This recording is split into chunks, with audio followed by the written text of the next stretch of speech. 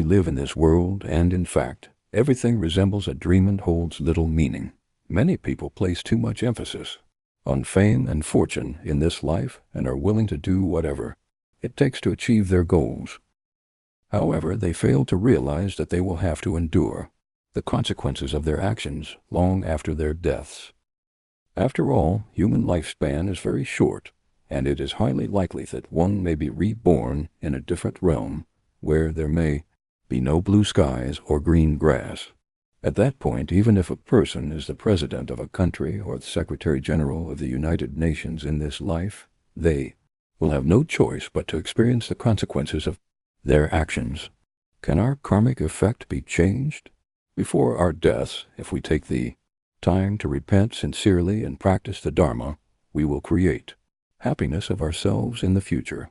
Beyond this, no one can save us, not our family and friends, nor our wealth and status.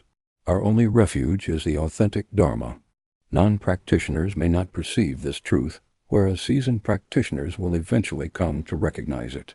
This conviction is evident among many lineage masters.